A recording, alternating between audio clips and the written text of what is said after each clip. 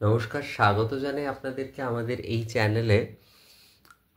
শঙ্খ মুদ্রা সম্পর্কে আপনারা হয়তো শুনে থাকবেন। জগদ্ধাত্রী পূজা আদি যারা করেন তারা তো জানবেনই শঙ্খ মুদ্রা প্রদর্শনের নিয়ম রয়েছে। আবার নারায়ণ পুজো এবং লক্ষ্মী পূজা আদিতেও এই শঙ্খ মুদ্রা প্রদর্শন করা হয় উত্তর ভারতে। কিন্তু আমি দিল্লিতে থাকাকালীন এটা দেখতাম, বিশেষ করে যারা পাহাড়ি মানে হিন্দু ছিলেন, তারা কি করতেন, এই যে শঙ্খধ্বনি করার আগে শঙ্খ পূজা করতেন। যেরকম আমরা হচ্ছে ঘন্টা পূজা করি, জয়ধ্বনি মন্ত্র মাতা স্বাহা বলে, তো সেই রকম ওই শঙ্খ গায়ত্রী দিয়ে কিন্তু শঙ্খ পূজা করতেন।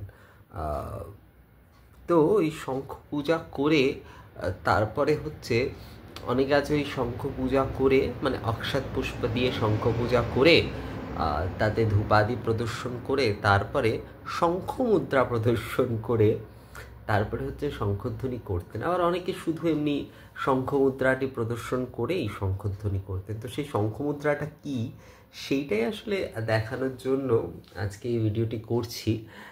এগুলি আসলে বহু জায়গার থেকে বহু জিনিস শেখা, সেগুলি আপনাদের সঙ্গে শেয়ার করে নিচ্ছি। এবার কারা করবেন কি কারা করবেন না সেটা তাদের নিজস্ব বিষয়। অনেকেই বলেন যে আমাদের এখানে এটির প্রচলন নেই। এখানে সব কিছু তো সব জায়গায় প্রচলন থাকবে না, কিন্তু এগুলোও তো আমাদের সমগ্র হিন্দু ধর্মেরই একটা বিষয়। তো সেক্ষেত্রে এটা এখানে প্রচলন নেই বলে এখানে করাই যাবে না এরকম কোনো বিধান কিছু নেই।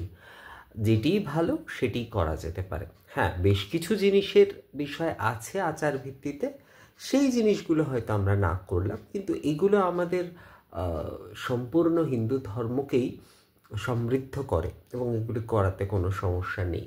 তো শঙ্খমুদ্রাটা আসলে কী?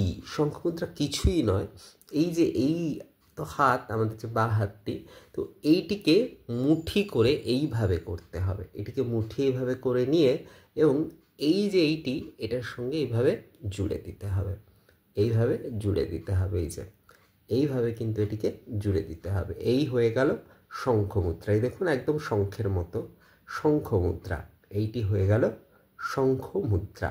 এই শঙ্খ মুদ্রাই ওই শঙ্খ বাজানোর পূর্বে প্রদর্শন করে নেওয়া হয় এবং তারপরে শঙ্খধ্বনিটি করা হয়। তো আশা করি আপনারা বুঝতেই পেরেছেন যে খুবই সহজ এবং সরল বিষয় এটি, এই শঙ্খমুদ্রার বিষয়টি। যে এই আপনার বাঁ হাতটি এবং এই যে বৃদ্ধাঙ্গুষ্ঠটি রয়েছে এর মধ্যে এটিকে এরকমভাবে মুঠি করতে হবে এবং এইভাবে এই যে বৃদ্ধাঙ্গুষ্ঠটি এটা এইভাবে হবে।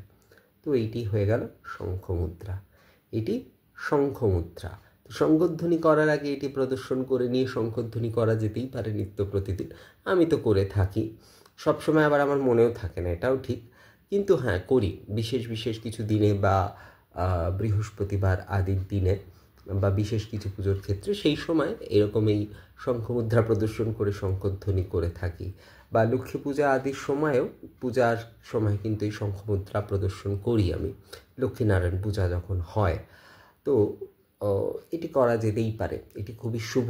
শঙ্খ আমাদের যেহেতু ওমকার ধ্বনি, তো সেই ওমকার ধ্বনি প্রদর্শন অর্থাৎ ওমকার ধ্বনি আমি নিবেদন করব, তার আগে সেই মুদ্রাটি প্রদর্শন করে নেওয়া হচ্ছে। তো এটি হচ্ছে শঙ্খ মুদ্রা। এটি এক প্রকার ওই মুদ্রা মাধ্যমে আর কি মানসে তাকে সম্মান প্রদর্শন বা পূজা করা হচ্ছে। আবার যেরকম বললাম যে অনেকে অক্ষত পুষ্প দ্বারাও পুজো করে ধূপ দেখিয়ে তারপরে এই শঙ্খ মুদ্রাটি প্রদর্শন করে তারপরে শঙ্খধ্বনি করেন।